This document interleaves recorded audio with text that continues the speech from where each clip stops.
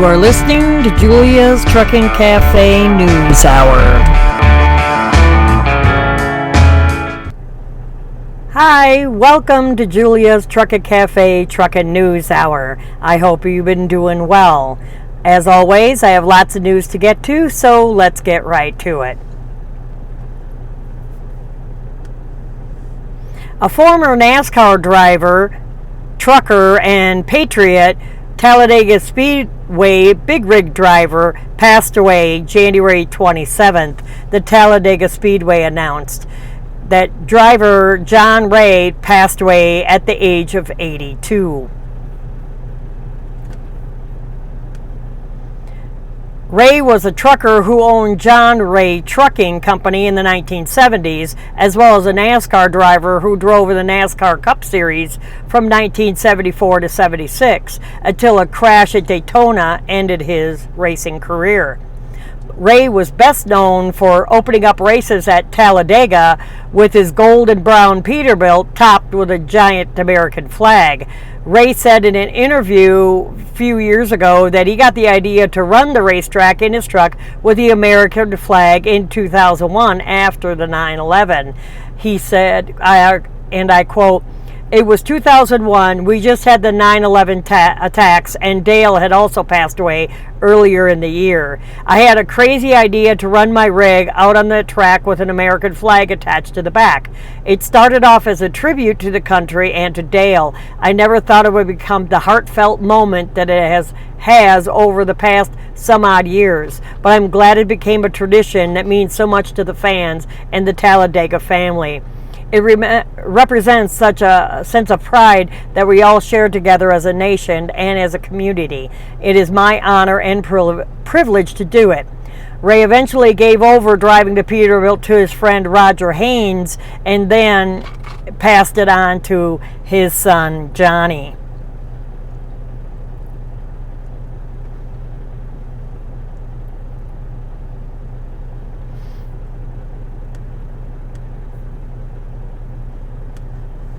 And our next story, a woman sentenced for trying to end a police pursuit by shooting at semis on Interstate 70. A woman and her co-defendant later said that they were trying to cause a crash that would allow them to escape from police.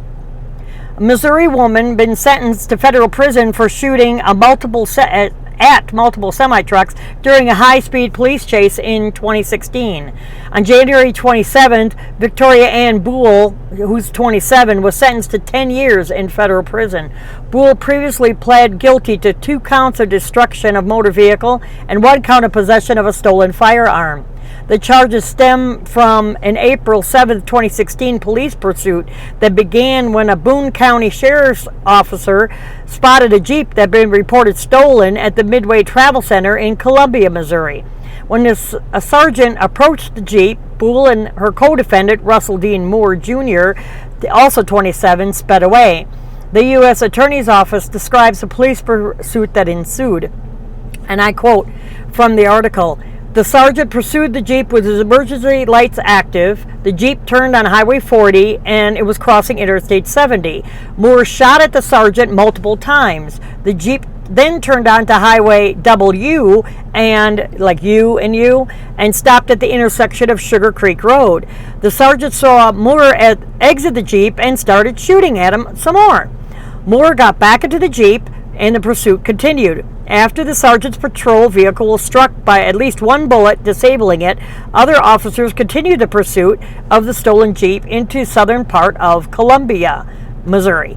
The chase eventually moved on to Interstate 70 east, where officers continued to pursue the stolen Jeep into Callaway County.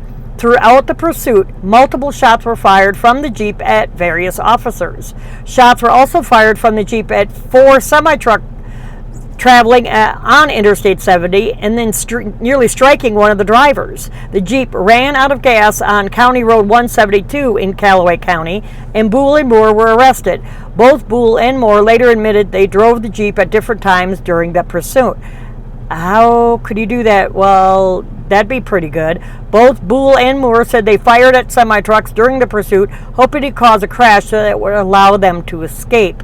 They told investigators that their intent when shooting at semi trucks on Interstate 70 East was to cause a serious accident which would terminate the officers' pursuit and aid in their escape.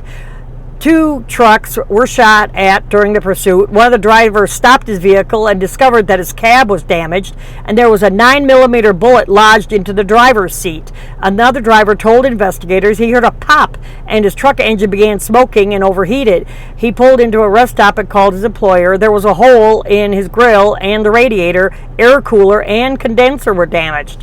Moore has already been sentenced to 30 years in the federal pen after pleading guilty to the same charges as Boole.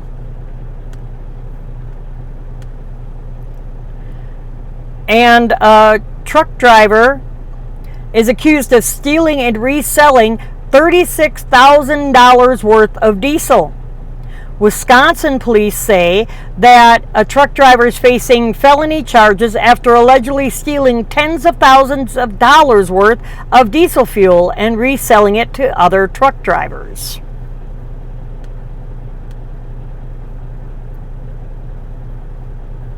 37-year-old truck driver Frank J. Perrone has been issued felony theft charges related to a scheme involving the theft and resale of diesel fuel, according to a report from the Kenosha News. Authorities say that Perrone stole more than 14,000 gallons of diesel over a period of several months from a fuel distribution business in Lake Geneva where he worked.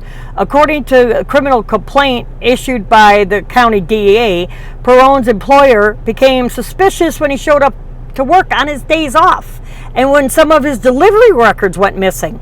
The employer allegedly used GPS and satellite imagery to track Perrone to locations in Spring Grove and Fox Lake, Illinois. After tracking Perrone with the GPS, the employer then followed him to the location in Spring Grove and watched him while the defendant fueled up several trucks. Perrone has called the incident a misunderstanding caused by a faulty fuel management system. Well, of course, he's not going to admit to it.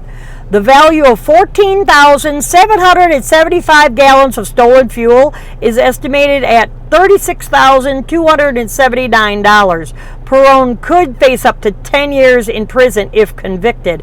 Yeah, numbnut. Anything over $2,000 is considered a felony.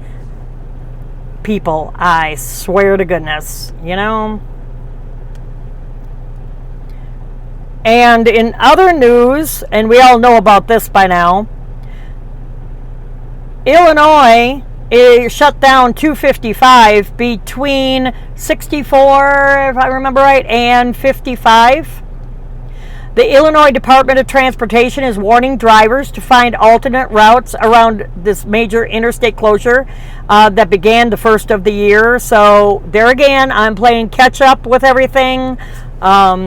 I wanted to take just a quick second and explain I took some time off, some much needed time off, and I wanted to get everything together and stuff like that. There again, doing these videos, I'm out of my comfort zone doing this. I'm trying to get better at it. So thank you so much for your patience. Thanks to everybody for viewing. If you haven't subscribed yet to the channel, please subscribe. Anyway, back to the article. I digress. Sorry. Starting on February 1st, 2020, a 7-mile stretch of I-255 in St. Louis area will be shut down for rehab and resurfacing projects. Now that's in both ways. That's going north and south. You could get off at 64, but then you got to go around the top side, and then you could get off on 55, but you got to go around the, like I think around the bottom side. You could go through on 64, but 55, I think you have to go north. I might be all confused on that because it's been a while since I've been there. But the project is supposed to finish December or November of this year. They say that the total closure of both directions of the interstate reduces the project completion by 10 months instead of 4 years and will protect road workers from traffic. It also expected to save the taxpayers almost $14 million. It's expected to cost $64 million. And you could go to this article that I have in the show notes to click for detour maps. But like I mentioned, you could go straight through on 64, but 55 you have to go north. And then I think you could go underneath it because it's right there at 64-55 junction. So they have detours and stuff like that already set up.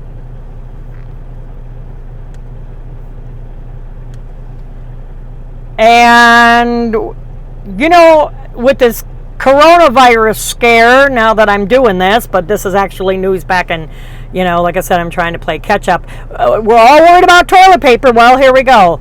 The truck stop scores a legal victory in a bizarre toilet paper injury case.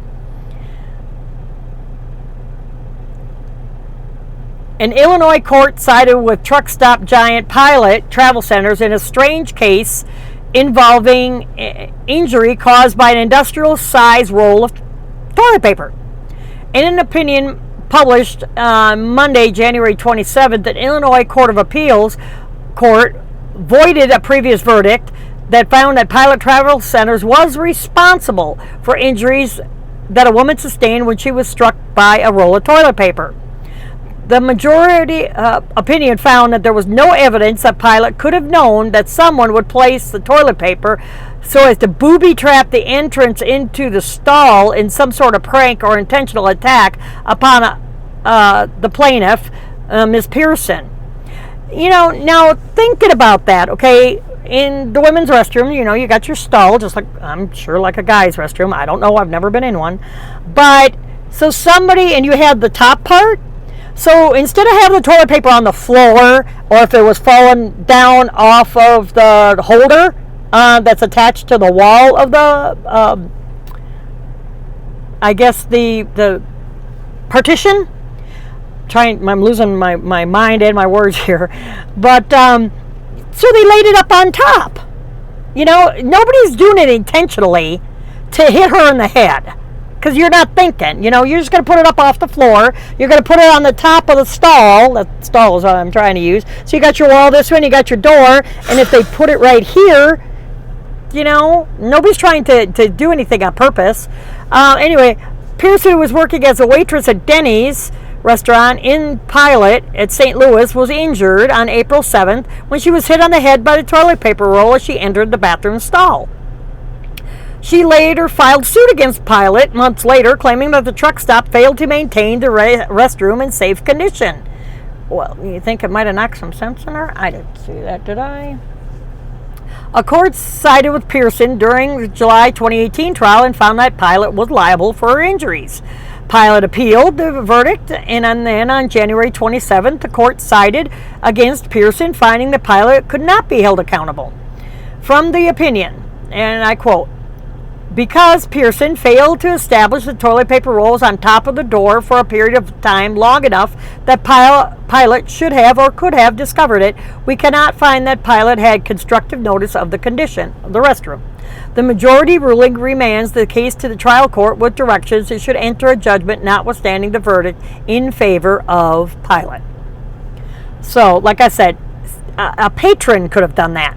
Nobody put it up there intentionally, like a prank or something like that. One of her coworkers or something.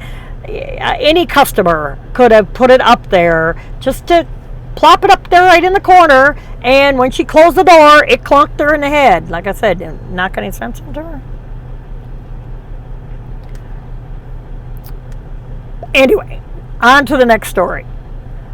A Texas trucking company is slammed with $7.4 million verdict. 1 second real quick.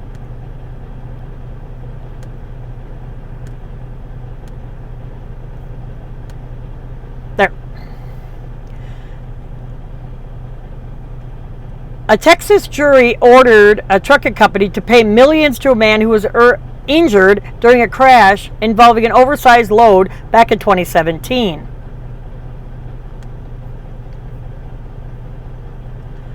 On January 23rd, Travis County jury awarded Ronnie Claxton nearly $7.4 million for an injury he sustained in a crash involving a truck driver working for Killeen, Texas-based trucking company Even Better Logistics, according to a news release from Claxton's legal team.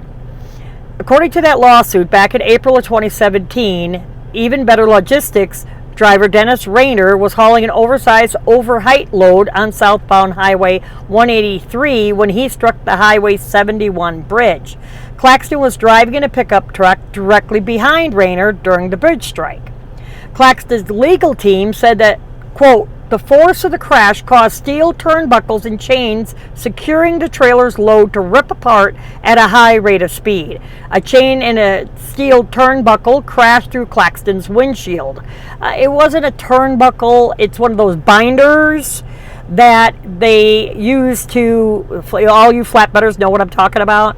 You have a chain, you have your binder to tighten down the chain. Well, when he hit that bridge with that roll of tubing, it turned around and, of course, with the force, it's going to fling, and when it flung into the guy's windshield. They make a big deal out of nothing. It's not nothing, I'm sorry. It's not nothing, but they make a big deal out of it when, that stuff's going to happen. And if you're following, this is why you don't follow, anybody who's watching this that is not a truck driver, that's why you don't follow the semis too close. This is the main reason you're going to get hit. Okay, anyways. The suit makes several accusations of negligence against Even Better Logistics, including that Rayner failed to operate the vehicle on a Texas DOT-approved route, that the company had no written safety policies and failed to maintain their vehicles. Quote, Rayner could have pulled over, turned around, or called for a police escort to go back on route.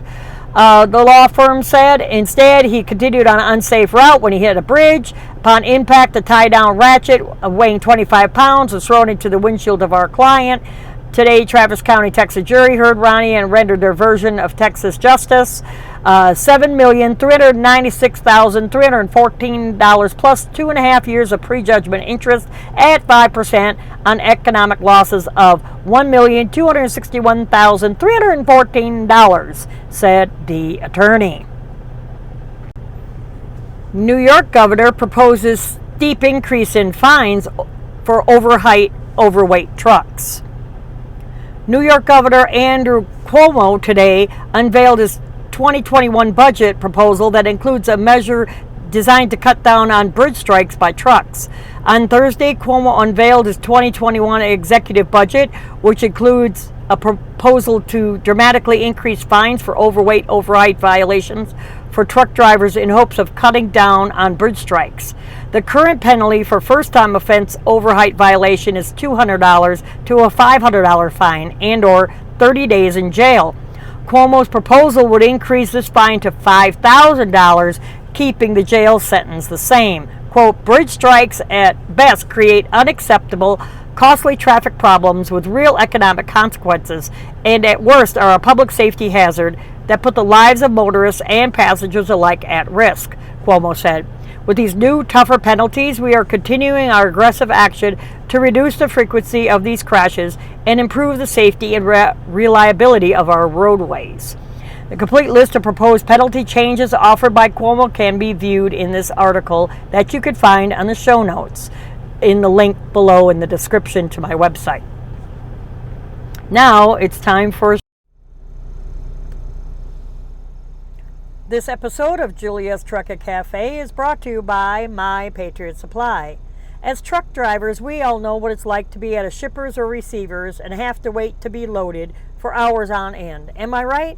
Especially produce coolers and paper mills. That's why you need to be prepared with extra food in your truck, especially with the bad weather coming in, like it is over here in Kansas. Up in the Dakotas and Minnesota, 90 was shut down, Interstate 94 was shut down, along with 29. What are you going to do if there's no food and a truck stop was without power? That's why you need to stay prepared with My Patriot Supply. Now it's not what you're thinking. My Patriot Supply is delicious emergency food. They have food kits that are good up to 25 years. They come in a slimline tote that you can easily store in your food pantry or under your bunk.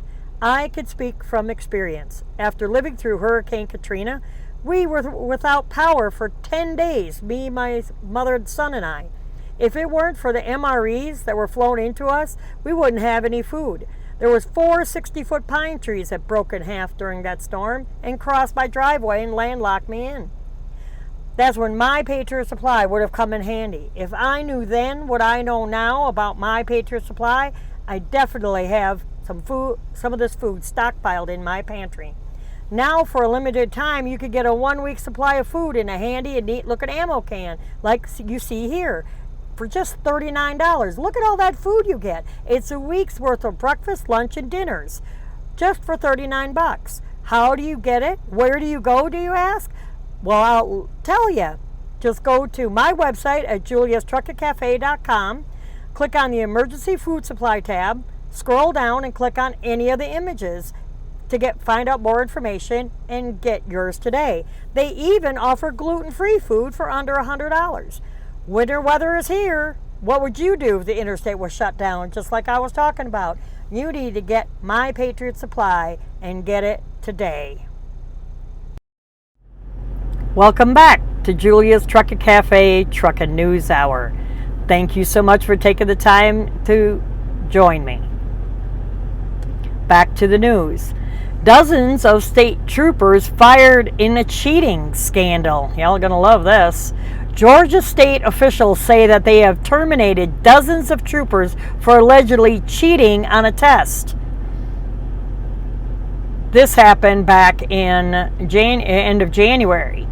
Officials from the Georgia Department of Public Safety announced that termination of 30 new state troopers. Investigators say that they were tipped off that every member of the 106th Georgia State Patrol Trooper class had cheated on an online speed detection operator exam.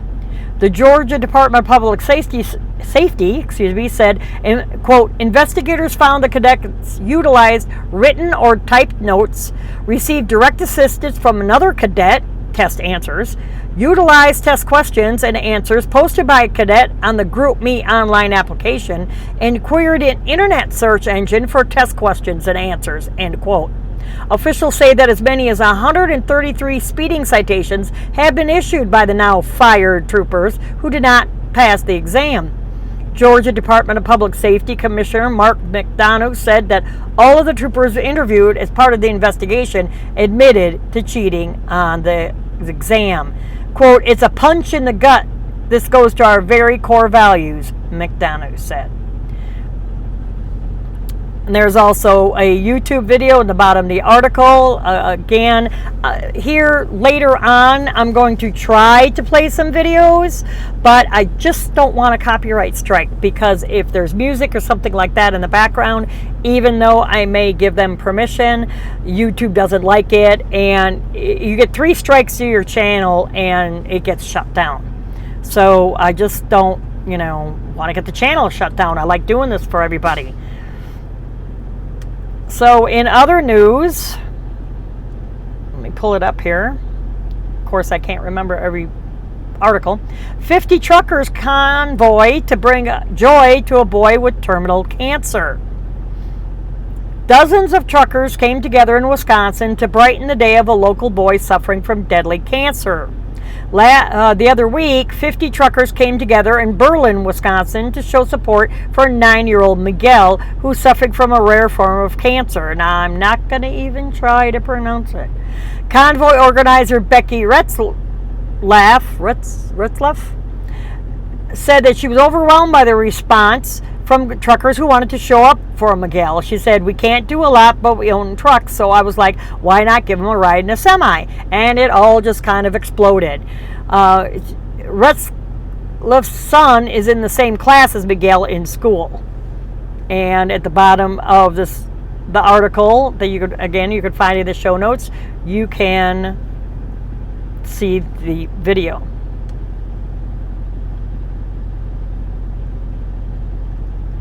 And New York mayor orders increased truck enforcement with $7,000 citations starting, that was back in February. New York Mayor Bill de Blasio has ordered city police to start handing out heavy truck violation citations as high as $7,000. De Blasio signed an executive order requiring New York PD to enforce truck enforcement on the Brooklyn-Queens Expressway. Per the executive order, starting February 3rd, the New York Police Department will have the authority to issue fines of up to $7,000 to any trucker weighing more than 80,000 pounds on the Brooklyn BQE. It's affectionately known. The news of the truck crackdown comes just one day after a panel released a report on the BQE suggesting that overweight trucks could cause enough infrastructure damage to make the roadway unsafe in just a few years. De Blasio admitted that New York needs trucks to supply goods to the city, but said that they aren't welcome on his city streets. So much of what we depend on is by truck. We're going to be dependent on trucks for so much of what we need for a long, long time, and we don't want them on our city streets. The BQE carries about 150,000 vehicles each day, including around 15,000 trucks. But wait a second. They are Mr. Mayor. You want your stuff in your city, but you don't want us on your streets. How the hell are we supposed to deliver it? Do you have an answer to that one? Are you going to have areas that trucks can pull off? Then your little 6-wheeler, 10-wheeler box trucks come over, and then we got, you know how long that's going to take to offload a 53-foot semi-truck? But yet you don't want anybody on your streets? You know? Well, guess what? With all this mess, because now I'm recording this during this pandemic, New York is shut down. How do you like them apples? Now nothing's going in and nothing's coming out. Makes you wonder now, doesn't it? I digress. Now, in Wyoming, there again, all this is like back in February. A trucker becomes part of a 24-vehicle pileup in this terrifying video, which, sorry, you can come to the article and you can look at it there. A trucker's involved on Iowa I-80. I don't know why I keep saying Iowa 80. Interstate 80 last week shared a bone-chilling video. Wyoming State Patrol. The crash occurred at Laramie. There was some bad weather last night when I come through. The crash ultimately involved 24 vehicles, including 19 trucks. He shared the video of the crash as he and his co-driver joined that pileup.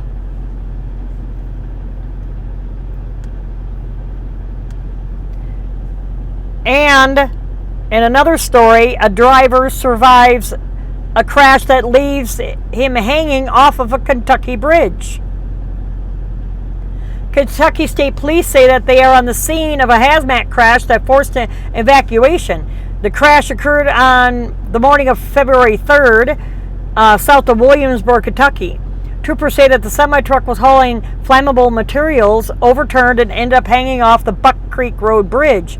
Police say that the flammable material leaked following the crash, forcing an evacuation of nearby homes. Local news outlet reports that the semi-truck driver did not suffer serious injuries in the crash. Hazmat crews at Kentucky State Police Commercial Enforcement Division were on the scene, and they have yet released information on what caused the truck to overturn.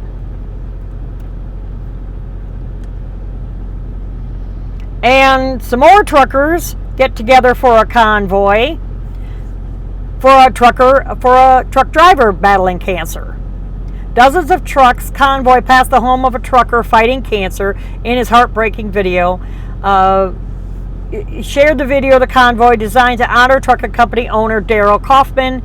It's a must watch, she writes on Facebook. This happened, such a bittersweet moment for all that was involved. Want to take a minute and say thank you all for all the support and overwhelming love. God bless. 80 plus trucks drove past Daryl Kaufman's home. Daryl is a co-owner of D-Bar-D Trucking and Crossroads Tours. He has impacted many in his life. He has impacted many in his life. Dale and Daryl Kaufman, twin brothers, age 46. Daryl had been fighting cancer for 4 years now. Last week he was placed on hospice. And the video was viewed over more than 120,000 times since it was shared on Facebook. And it takes teamwork to move a drilling rig. Truckers work together to move this massive drilling rig up in Alaska. It was captured at about the middle of January, so it takes multiple trucks to move this humongous rig. And not to leave you all on a sad note, But this trucker survives a final destination crash involving a car hauler and an SUV.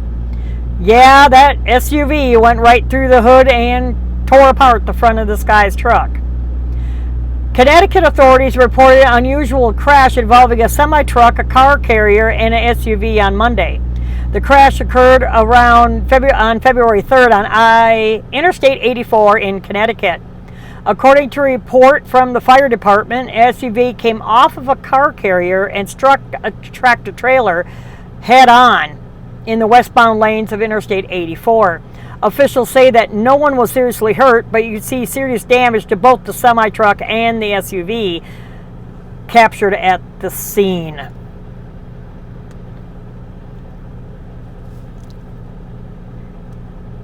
If you enjoy my show and you would like to subscribe, please hit the subscribe button below. And if you would also like to support me, the links to do so are in the description below. You can either make a monthly support or a one-time donation. I greatly, greatly appreciate it.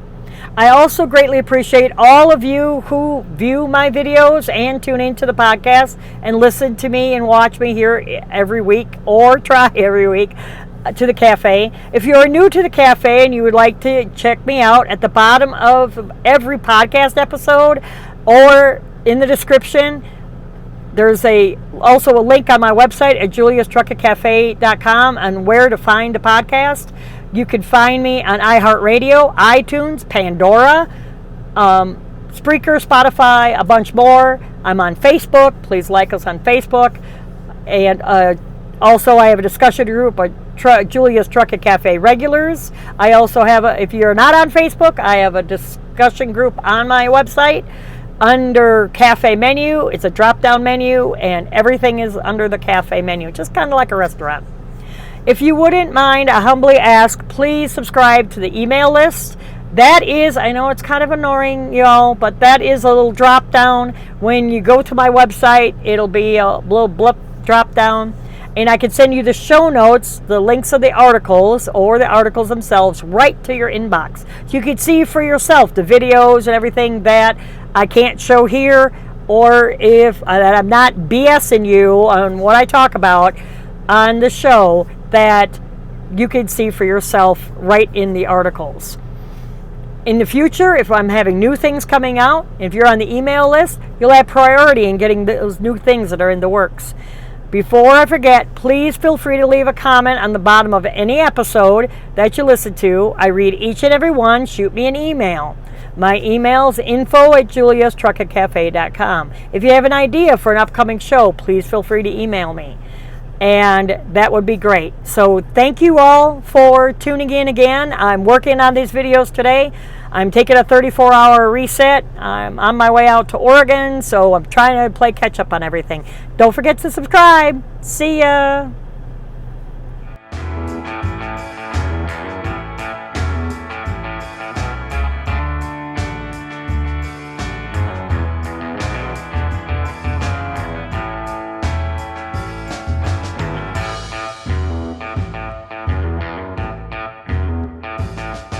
You have been listening to Julia's Trucker Cafe Truckin' News Hour. Check us out on Facebook and Twitter. Take care. Have a blessed day.